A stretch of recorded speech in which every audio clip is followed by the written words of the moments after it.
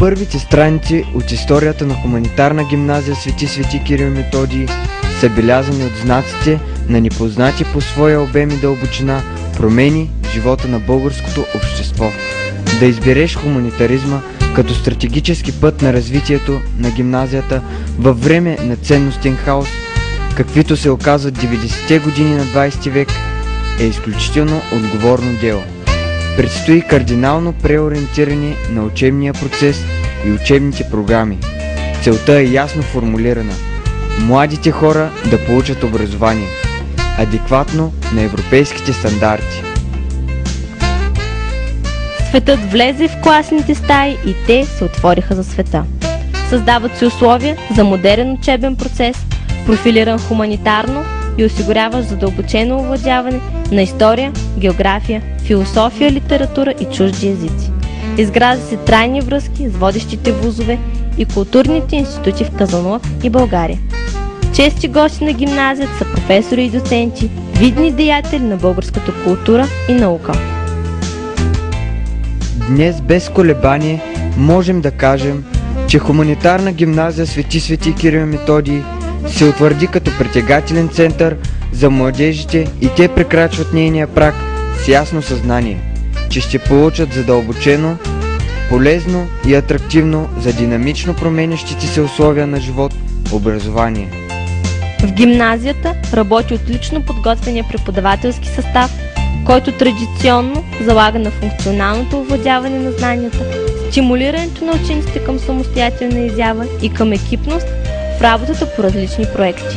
Успехите на учениците на общински, областни и национални олимпиади, наградите от участие в конкурси и състезания, изявите в извънкласните художествени дейности са впечатляващи и говорят за атмосферата в учебното заведение, която ги стимулира за реализация от висш естетически тип. На национална олимпиада по испански език Нели Ковачева печели призовото първо място. На тази по туризъм Нели Терзиева печели второ място.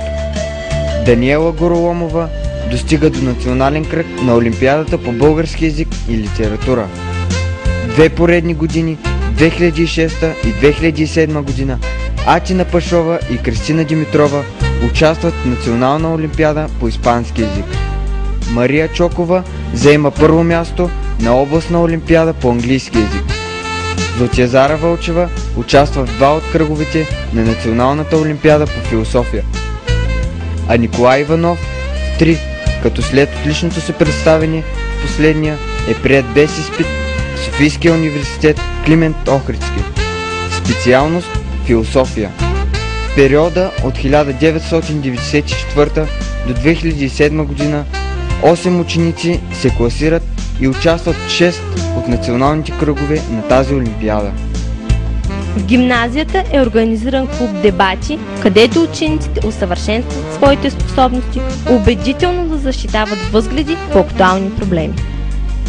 Мнозина от учителите си спомнят емоциите, съпътстващи първото място, заето от училищния отбор в националната ученическа викторина. 120 години от освобождението на България, ръководени от преподавателите Йорданка Илеева и Пенчо Пенчев. Те стигат до последния етап. Заемат първо място. Успех, преживян от цялото училище. Достойно е представено обучението по история и в други форми. В състезанието 130 години Априлско въстание. Областна конференция 130 години от Руско-турската война. Дейността на клуб Тракология и ученическата конференция по история във Велико Търново.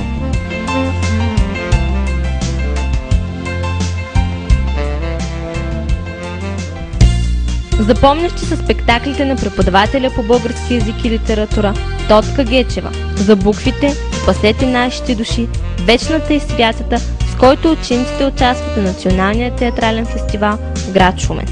Любовта към сцената и театралната игра проличава и в ученическите спектакли Търчов, поставен от Лалчо Попов, Криворазбраната цивилизация, ръководител Мариана Николова, О, жени, жени, поставен от Славчо Минчев.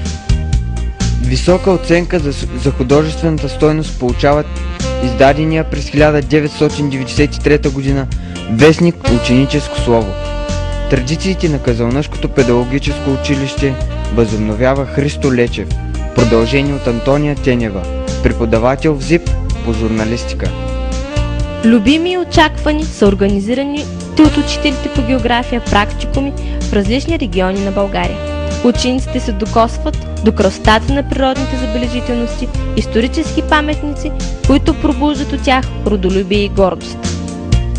Години наред училището поддържа стабилни и съдържателни връзки с гимназия Алберт Камю от побратимения с Казанлък, град Нант, Франция, които помагат на учениците да се докоснат до европейската култура.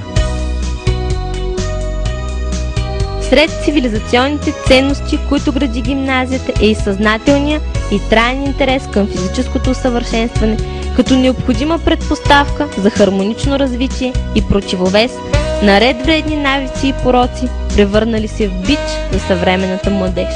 Малко са училищата в областта, богатите традиции и успехи в спорта, с които се гордее хуманитарната гимназия. Финал на национални ученически състезания. 1 първо, 2 втори и 2 трети места. 2005 година. Турнир по тенис на маса в Разград. 5-то място за отбора на девойките и 1-во място за Десислава Озунова. На ученическите игри в София през 2008 година, посветени на швейцарските учители, въвели физическото възпитание в България, отборът ни заема 1-во място. През 2006 година се ражда идеята да се възстанови мажоретния състав, който години наред под ръководството на Райна Тенева и Руска Владева представя гимназията пред обществеността. Днес мажоретният състав дефилира в най-празничните дни на града ни и се е превърнал в красив знак на скъпата за много казанлъчени, ученици и учители, проспериращата и устремена към бъдещето хуманитарна гимназия Свети Кирил и Методий. 125 годишнината на училището с името на светите братя Кирил и Методий е щастлив повод да погледнем назад, да се вгледаме в настоящето и отправим поглед към бъдещето.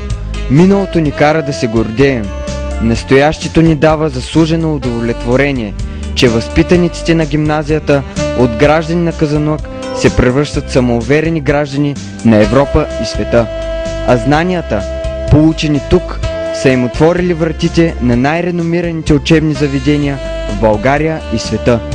Значителна част от тях вече имат своя пълноценна реализация във всички сфери на живота. Онова, което ни обединява в този тържествен ден, е оптимизмът, с който преподаватели, родители и ученици гледат към бъдещето.